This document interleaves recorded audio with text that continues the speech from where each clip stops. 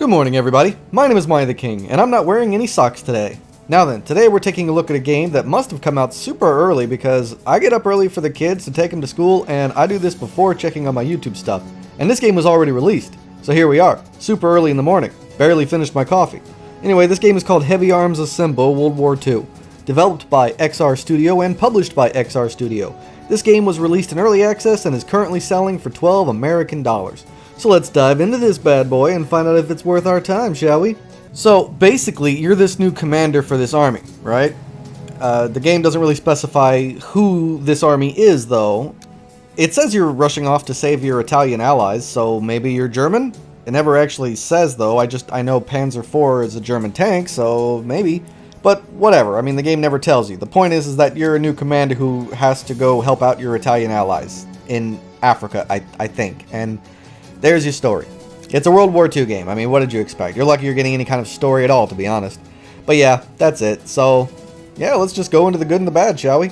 So, the first thing I really liked was the sound effects. The gunshots sounded accurate. The tanks moving, crashing through things, and firing all sounded appropriate. The building of stuff, and just all the little nuances of the different sounds you'd expect from these kinds of situations all really sounded great, so that's a good thing. The next thing I really liked was the originality, the outside-the-box thinking, the going the extra mile. What do I mean by that? Well, that's simple. It's like the developers of this game were playing chess one day and said, wouldn't it be cool if these chess pieces were tanks and soldiers? Then the other guy said, yeah, and then after this match we have to return home to our home base, which we built up ourselves. And then the first guy said, yeah, and whenever we're not fighting on a chessboard or building up our base, let's play some Total War. Then the two shared a look and made this game. I mean, the battles themselves feel like you're moving on a chessboard almost. I mean, it's grid combat, real-time, not turn-based, with different skills and abilities and strategies that you can use to help you further win the battle. Destructible environment, unique card abilities to help you or hinder your enemies, and for the most part it plays pretty well. Kinda, but we'll get into that later.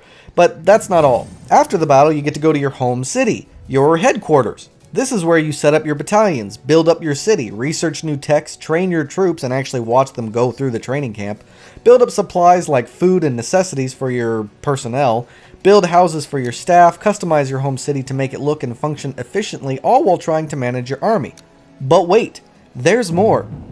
There are officers that serve under you who you can bond with by chatting them up and playing a very confusing card game. Then there are officers above you who you visit and chat them up by playing a very confusing card game. Also, you can improve your relationship with them. I'm sure it'll help somewhere down the line, but yeah, that's there. Oh, and don't relax yet because they continued to go outside the box. After you've reached a certain point in building up your home base, the game then takes you to the world map or the big map. Here you get to play the game like it's Total War. Resources, enemy cities, marching troops. Now you're playing a World War II version of Total War, which, by the way, would be a super cool game. Hell, I mean, if Total War can make a game out of Warhammer, then why can't they do it with Star Wars or Mass Effect? I mean, they did Napoleon, right? That had guns and artillery, so why can't they do something similar with World War II?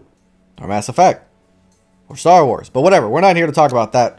You know, that's what I'd really like to see. That's not what we're talking about. Instead, look at this. So, you get City Builder, 4X strategy, and chess-like real-time combat missions. So, when I say outside-the-box thinking and going the extra mile, this is the kind of shit I mean.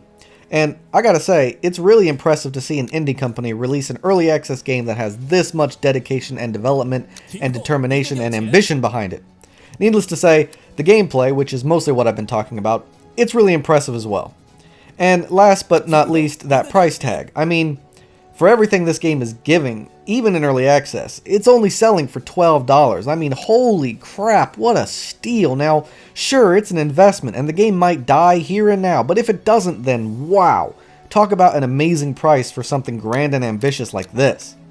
Okay, so that's all the pros I've got for the game. Now I've got to go into the negatives. But before that, did you know that you could seriously help affect the growth of my channel? I know, it's crazy, but it's true. For just 10 seconds of your time, you could help my channel grow. All you gotta do is like, comment, and subscribe, and boom, my channel is saved from obscurity. So please consider helping my channel grow today. Now then, unfortunately, I gotta talk about the negatives of this game, which personally for me is a big bummer. I mean, you can totally see how much dedication and effort was put into developing this game, but I gotta be honest, so here we go. Oh, but on the bright side, it's early access, and a lot of my negatives could potentially be solved once the game is finished development. So up first is the stability. I mean, the game didn't crash and it didn't freeze or almost destroy my PC or anything, but some buttons don't work, some things just don't connect or feel right. For instance, in battle, I'm telling my soldiers to attack this group of enemies, but they just aren't, and I don't know why, even though they have a clear line of sight.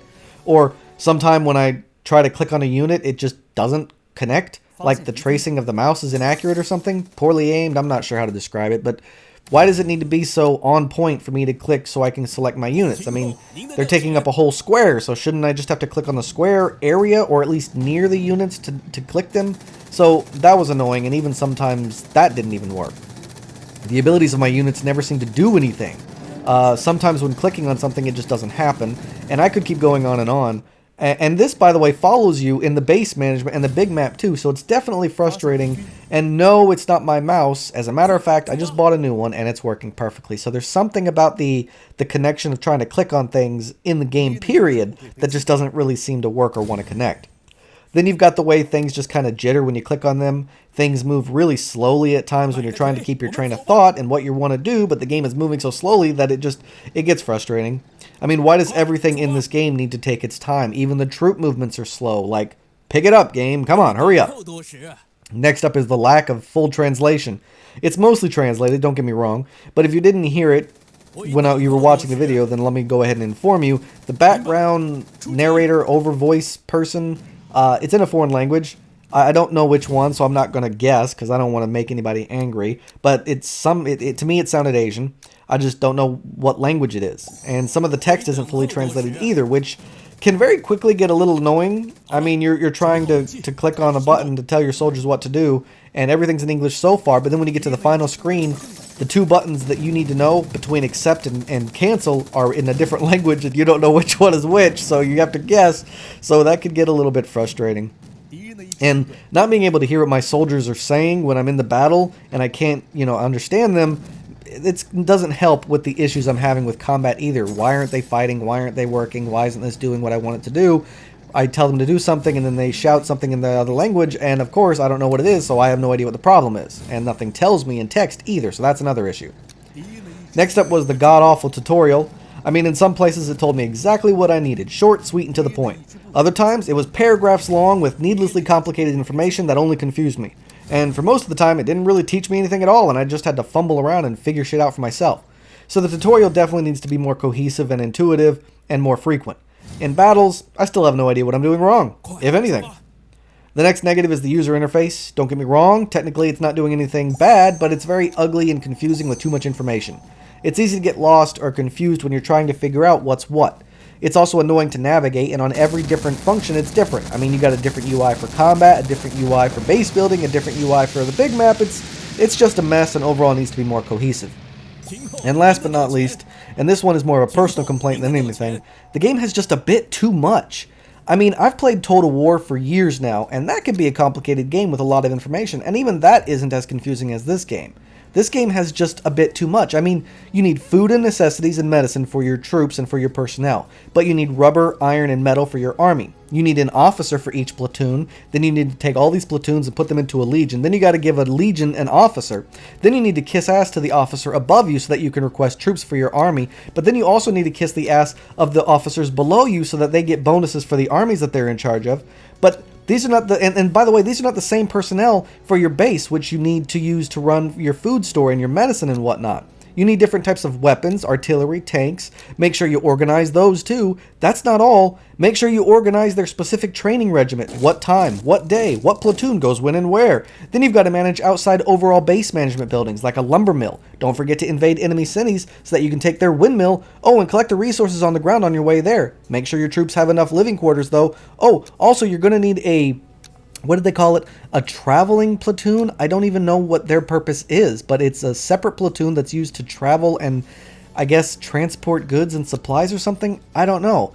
But you see what I mean? That's a shit ton of specific resource and management functions that, while it is a bit realistic, is just a bit too much. I mean, do I really need to worry about the food and necessities of my workers in this war game? Can't we just combine the two? And why do I need a windmill if I'm already building my own food management shops in cities to begin with? It's just a hell of a lot of stuff to manage, and I feel like it's way too much. It needs to be compressed and less massive in terms of all the specific stuff you need to manage. I mean, with all the management, when the heck am I going to find time to actually fight in the war? Okay, so that's all I got to say about the good and the bad. My overall thoughts? I think it's a very ambitious game with a lot going on for it at a very cheap price. Would I recommend the game? Well, if you're into 4X strategy games, city builders, and World War II, then yeah, I would highly recommend the game. It has the potential to become something really amazing one day. You know, when it's finished.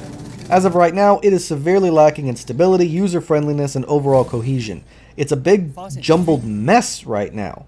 But overall, it's not a bad game. The developers need to figure out what kind of game they're really trying to give us and what they want to turn this into, and focus on that, rather than trying to give us too much too soon. But still, the potential here is quite amazing.